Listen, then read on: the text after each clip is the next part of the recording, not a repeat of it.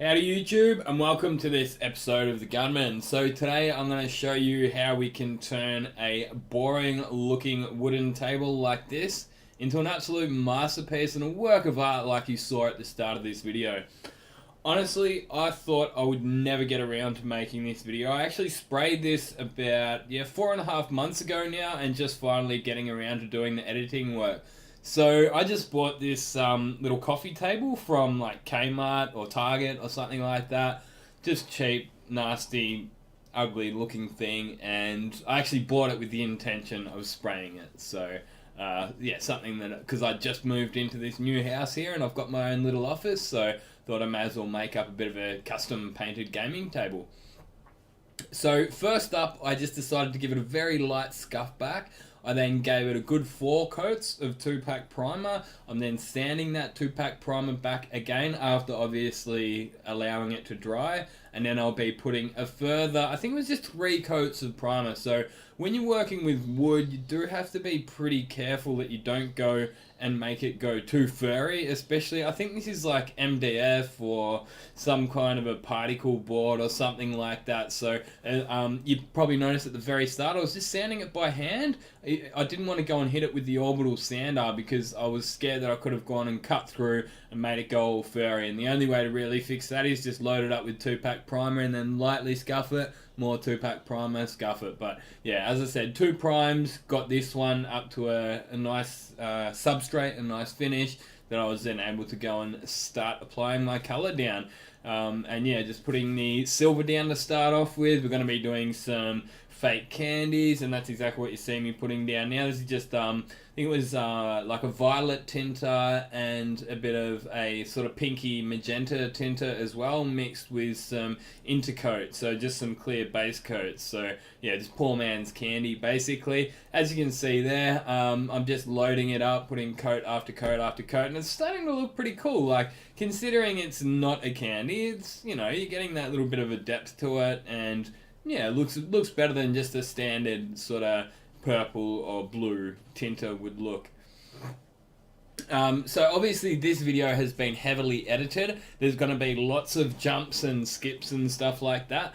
I had over 2 hours, well over 2 hours worth of footage. Had to put that into the video editor, I had to build video proxy files, and I did that ages ago, and I just thought, I'll never get around to doing this, too big of a job.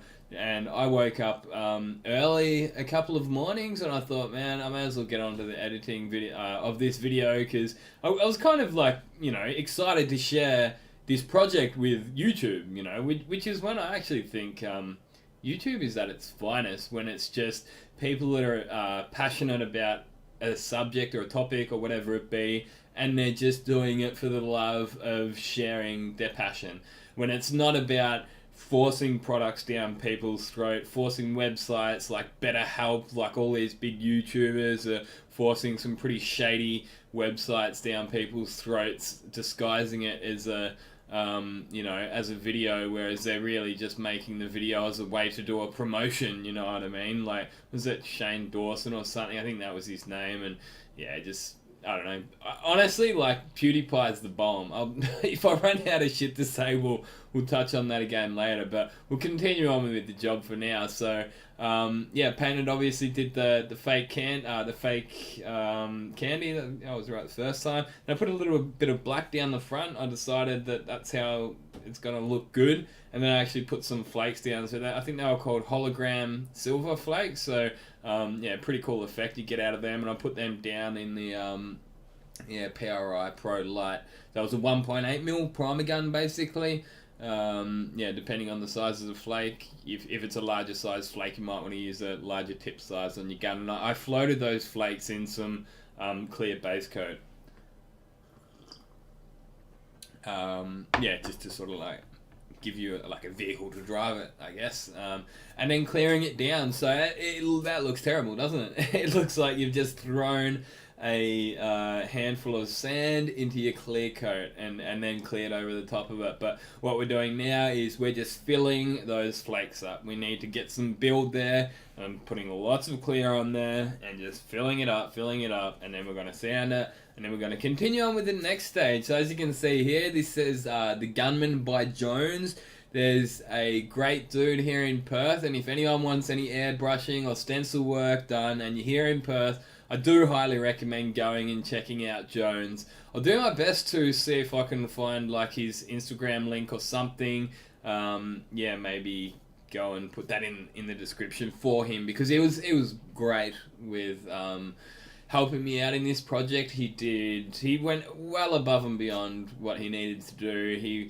He's good with his computers, and he's all self-taught, teaching himself how to cut these stickers out, and so he did like a full paint plan. So we were actually able to, on the computer, have a look at how we were going to lay this design out. And then originally I was thinking like I wouldn't have gone for purple as like the background. But after putting all the logos down, it was the only color that looked right, if you know what I mean. Like, yeah, just any other color didn't look right. So it really did come in handy. I probably would have just gone in all guns blazing and done it yellow or something, for instance. And then after I put all the rest of the colors on, it just would have looked wrong, if you know what I mean. So, yeah, look, if you're good at doing this kind of stuff, you probably don't even need to be watching this video. But if you're not, then yeah, there's a bit of a learning curve, I guess. And having Jones to help me out was invaluable. Like it wouldn't have been done without him, basically. So as you can see here, we've got the two logos, the PlayStation and Xbox logo, and then the written logos of all four. So we've got Sega, Nintendo, Xbox, and PlayStation. And yeah, Jones even went all above and beyond and did a printout with measurements and full guidance. And look, I went outside of the box a little bit, you know, I deviated a little bit, but I guess that's a bit of artistic flair, you know. He saw it and he was like, wow. He's like, hey, I've actually got to take this back to him, and he wants to do a photo shoot, but I've actually been putting that off a little bit because over Christmas I would actually like to give it a D-nib. Now it's sitting right down there, which is why I'm looking over there. And I would like to get rid of a few of the nibs, and I might even just sand the entire thing just back fully flat, because after the 4 months, which has been now, the clear has kind of sucked into those flakes a little bit as it's fully cured up, which I kind of knew was going to happen because I've seen that happen when I was doing my my computer case. I've done a custom paint job on my computer case years ago, and yeah, over time I noticed that it sort of did sink in with the computer case. I just ended up reflow coating it. But yeah, it's pretty straightforward, I guess, doing these stickers, stencils, I guess you'd call them. Just measure out exactly where you want it and make sure it's nice and clean underneath where you're putting it. Measure it out, stick it down, and then peel the backing off the transfer. I think I call it the transfer paper, whatever. I don't know. So yeah, Jones actually gave me that little airbrush. That's a needle out of an airbrush that you see me using to pick the edges up. He had these like really bad quality, cheap Black Ridge airbrushes to start off with, and he's like, nah, they're crap. So he kept the needles on, they're handy, and he gave me one. So yeah, it's been pretty helpful to have.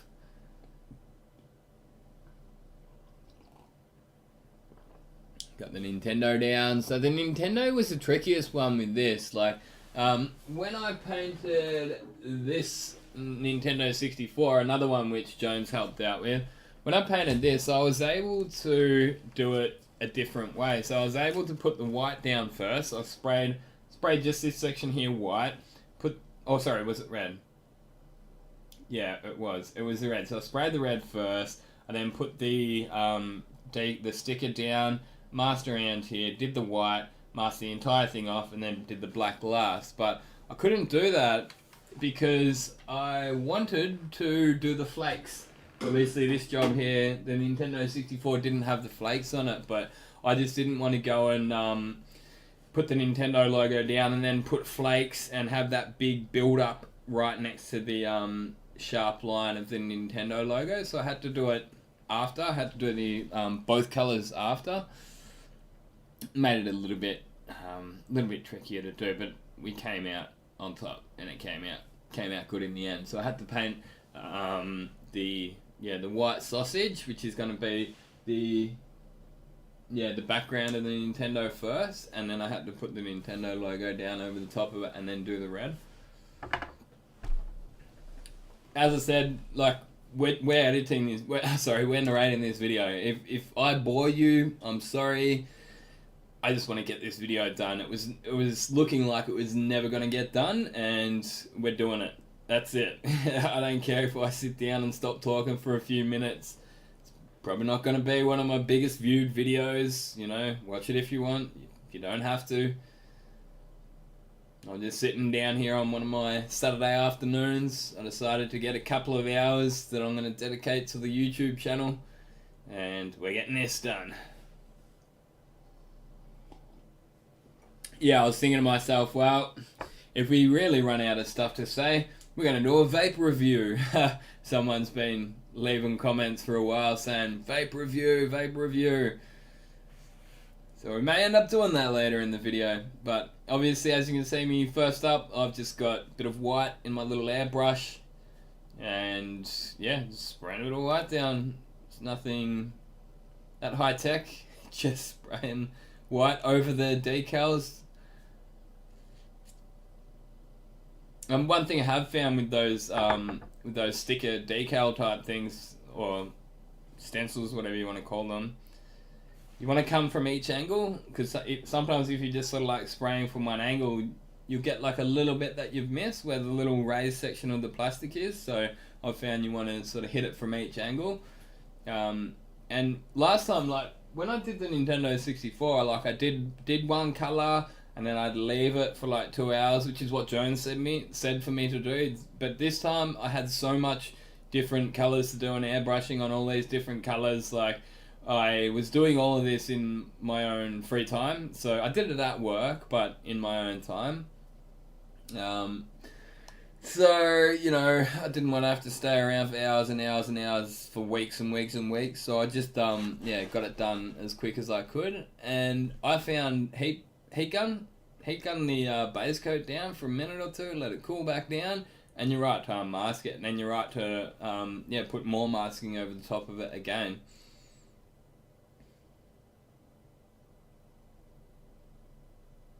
So yeah, got the red down, put another stencil back down over the top of it again.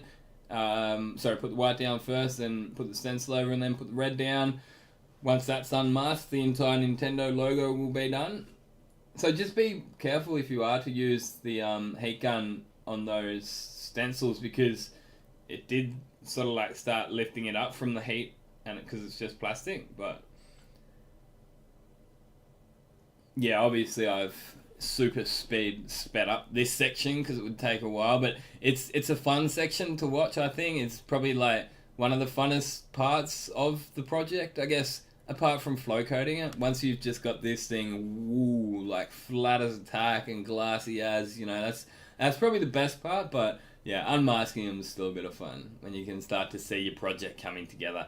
And yeah, this Sega logo, I wasn't happy with it. Like I was mixing up all the colors on the fly and just sort of doing it by eye, what I thought would look right. And yeah, it didn't look right. That Sega logo color, totally too dark, basically. If it had been on like a lighter background, I'm sure that the dark Sega would have looked okay, but nah, you could barely see it. I also stuffed up the Xbox logo later on. I was actually really happy with the Xbox logo in writing, like the one that we've got down there, and that was just pretty easy. Just a bit of green and then shaded a little bit of black down the bottom, faded that in, and I'm really happy with how that one came up. But the big X logo, screwed it up right at the end. My airbrush like just puffed out a bit of like blob of paint, and I tried fixing it, and it just stuffed the whole thing up. I had to start again from the very start.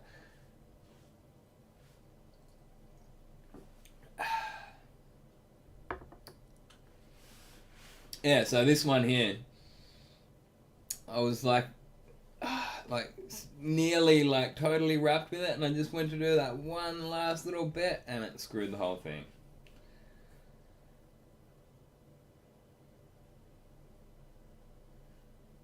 Yeah, I'd like to get the opportunity and time to do more of these kind of projects. I would like to actually get so the cutter to make these vinyls or decals. The cutter is called like Silhouette Cameo, is what Jones has got.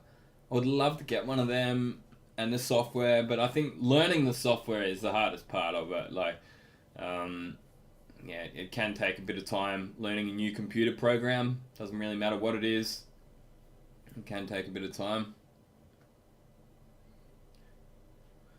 But yeah, at this point, I think, yeah, I don't have that time. Time's a bit of a luxury I don't really have. It's all I can do is just to make a few YouTube videos each week. So later in life, I'll definitely get there and learn and get better at doing airbrushing, because at the moment I'm a very, very amateur. But yeah, so obviously I had to put like what you see there down. I had to put like the white and the black down first, and then mask off that with some fine line tape. And as it turns out, like both of these sections got completely wiped off and started again. So the second time what I did was just say got the black and white down, the background down, and then I cleared it. So I'm like, worst case scenario, if something goes wrong, I can always wipe it off, and at least I'll have that background still there. So yeah, I started off with like a bit of white. None of it ended up being white so much down there. It's just like a little bit of white to sort of help the greens and the yellows sort of pop out. Sort of make the, yeah, just cover a little bit better, I guess.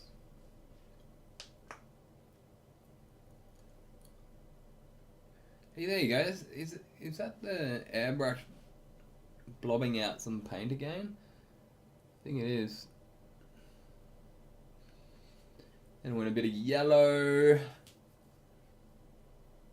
Again, like the thing doesn't actually look yellow, but the yellow with a bit of green over the top, it just sort of like makes the green look different shades as it shades in.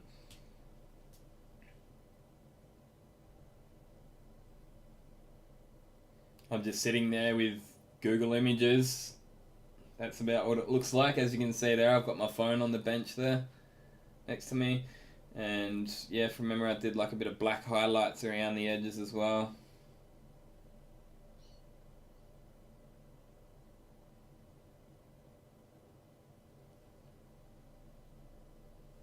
It's not perfect, you know, but it's awesome. It's a lot better than that boring wood-like finish that I had at the start. It looks the piece in my office. So what are we up to? Yeah, 18, 19 minutes. Over the halfway mark.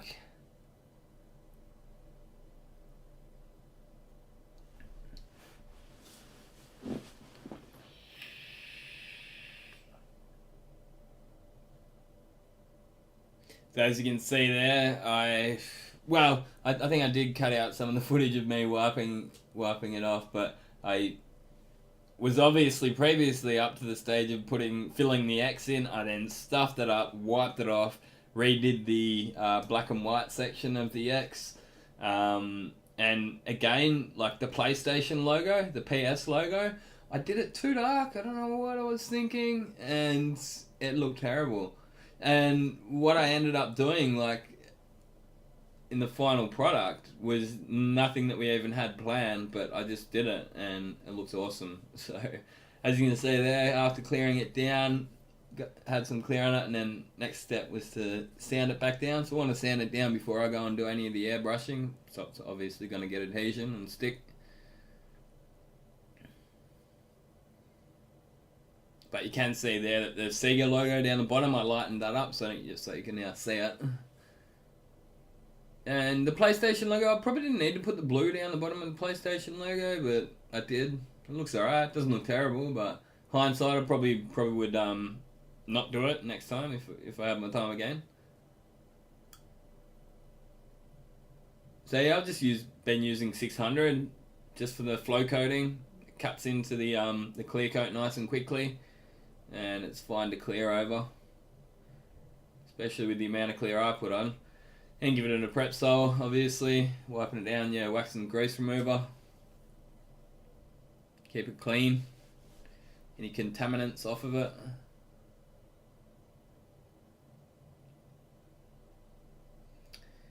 And now that that's cleared down, and I think I did, I can't remember, it was a while ago, like, if I was to stuff this up, peel it off, and then, oh no, like, I could like wipe it off and then still at least be left with the background. So yeah, started off with the white, then put a bit of yellow down, then a bit of green, then a bit of black, and yeah, looked all good.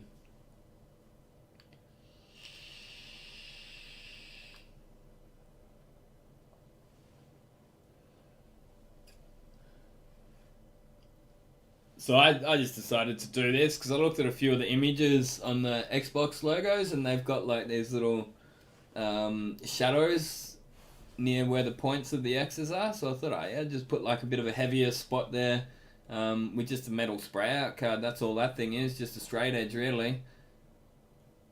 It worked. It worked well. Kind of gave that little bit of a 3D effect to it.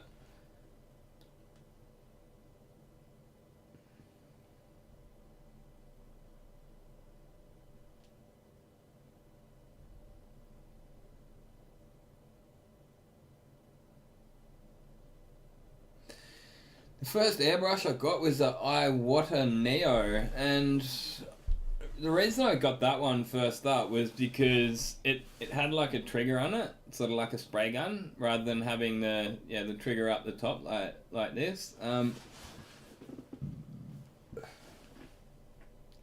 I decided to get it because I thought, oh, like I've used spray guns for so long, it would just feel natural to me, you know, with the trigger down here, and it was really bad. It just it didn't feel right. It didn't work well at all either. It was coughing and spluttering, and then I ended up getting this DeVilbiss Dagger airbrush, and it's still a fickle little thing. Like, you'll clean it out, you'll think you'll have it perfectly clean, and then go to use it the next time and it doesn't work.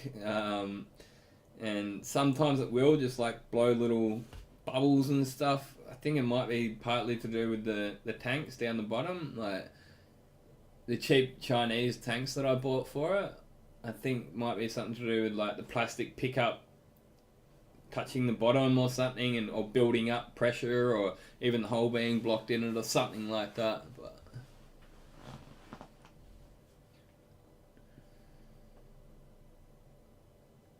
yeah, there was one or two little edges there that I just did a tiny little touch up. I didn't want to like obsess over it like I did the last time and then go and stuff it at the last second. I'm like, you know what, enough's enough.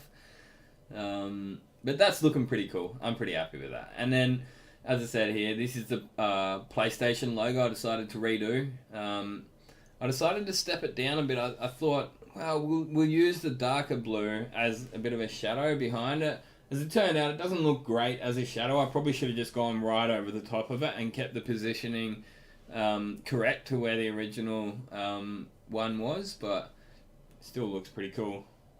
It's something that like most people wouldn't even notice when looking at it.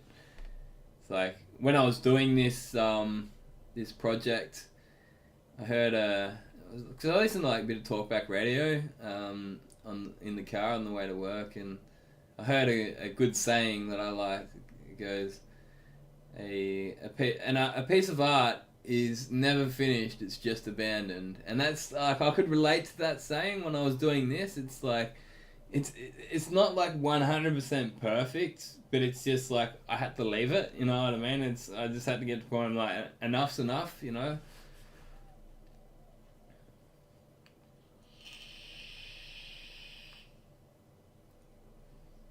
Yeah, I'm really glad that I did decide to do this PlayStation logo. I was at the point when I was like, I want my nights back in a way. Like I wanted to get home earlier and just relax after work. But I knew that if I had have left that PlayStation logo really dark, I would just look at that and be pissed off every day. I look at it and like there's a few things that aren't perfect, but I look at it with pride, if you know what I mean. I'm like, yeah, I'm happy with what I did there, you know what I mean?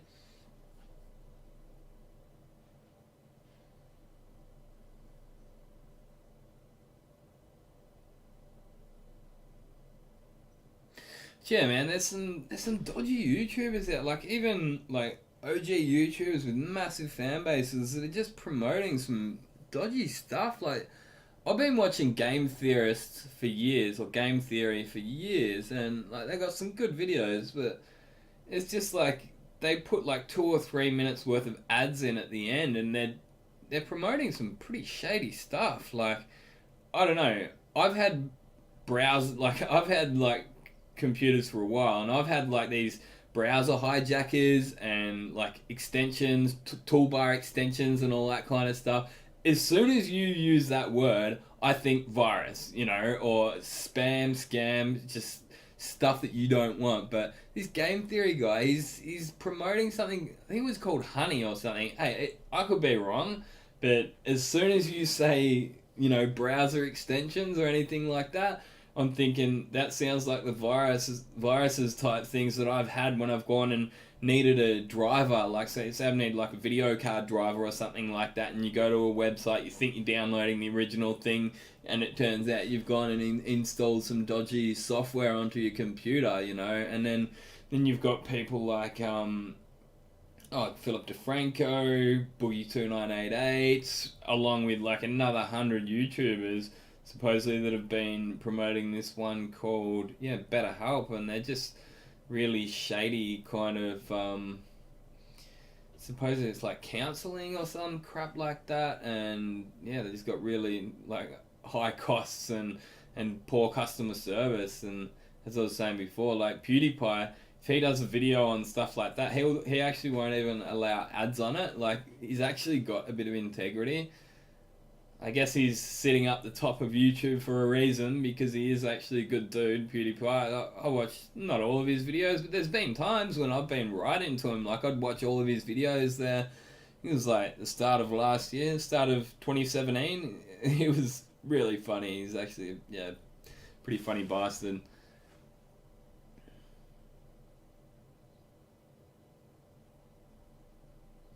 All these colors here, I nailed them. I got them really good, and that was all just like in the pot of my little airbrush bottles. I was just like doing them by eye, shaking them up. Bit of this, shake. Nah, it needs a bit of that. Tip a bit out. Put a bit of this in. Shake it up. Yep, that's it.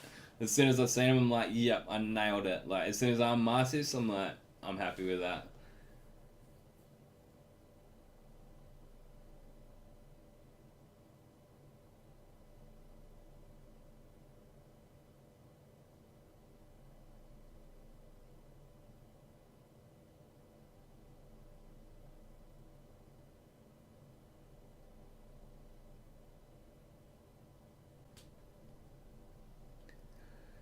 So yeah, we're nearly up to the stage where we just pump loads and loads of clear onto it. So first up, I just cleared it down, and then I left it for like over a week.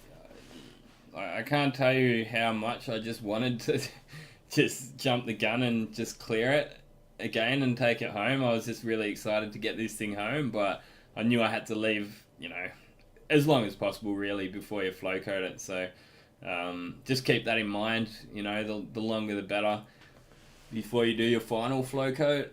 And as it still turned out, like it still did shrink back just over time. They reckon it takes like 30 days for just 2 coats of 2-pack clear to fully cure. And don't forget, the amount of clear that's been pumped onto this is just phenomenal. I use about 200 mils per time per clear.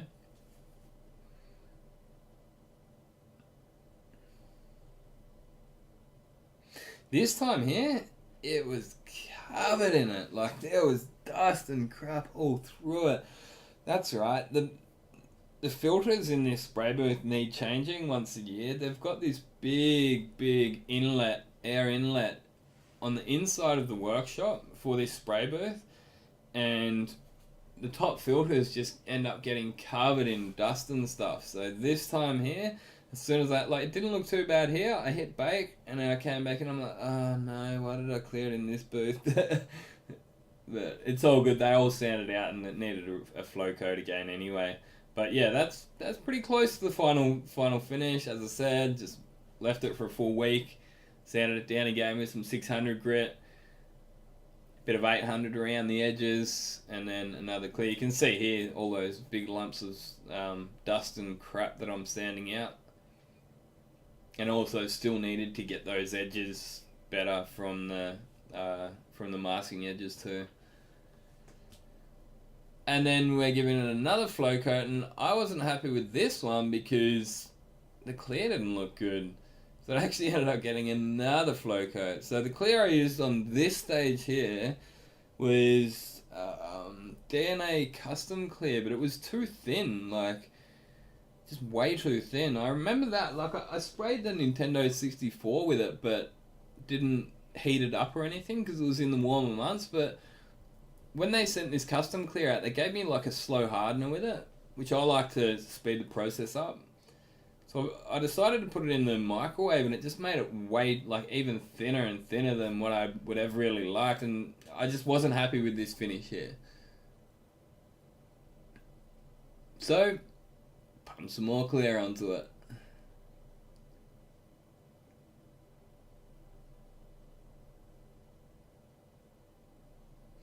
And the final flow coat was Standox Standard Clear.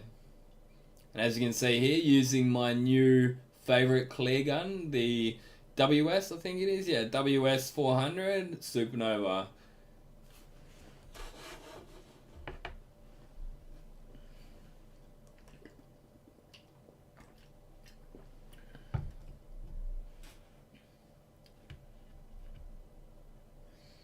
So I've actually got to do, that's right, I've got to get that thing edited up. I've got to do an updated settings video on this gun.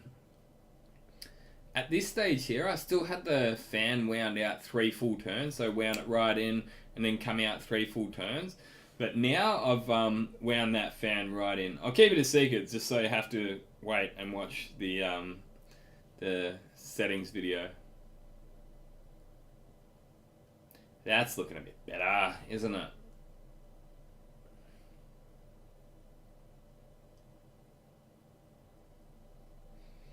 So yeah, just gave that like a good 5-10 minutes, flash off, and then putting the last coat of clear on.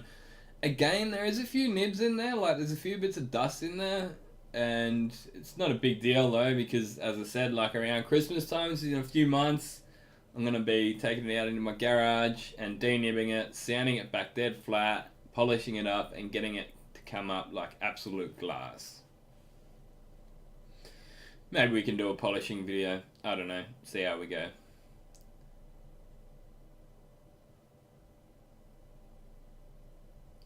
But this thing is an absolute swimming pool, man. It's got so much clear on it. And that's just about a video. So I'm pretty proud of myself. I actually finished this video off and sat down and narrated it. I'm sorry if I bored the hell out of you, but I guess if you're still here, it can't have been too bad.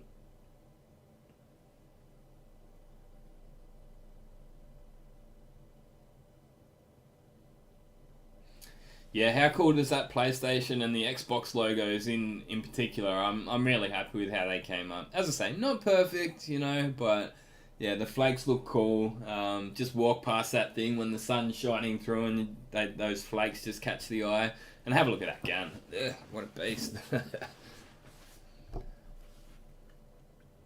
And we've got a little bit of footage at the very end of it, where it sits in my room, just down there. Next to my recently beefed up gaming computer. Oh, gaming / editing rig. It's an absolute beast for editing now too. This computer. The old one basically motherboard got fried in a power outage, so I just got a Ryzen.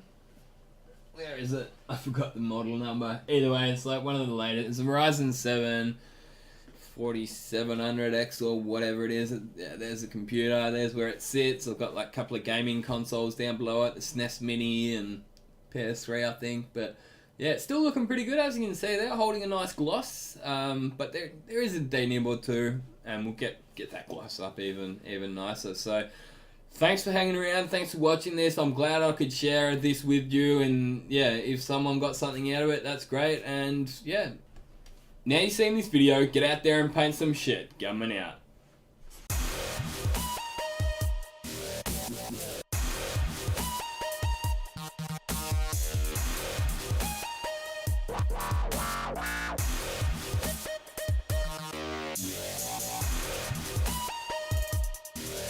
Yeah.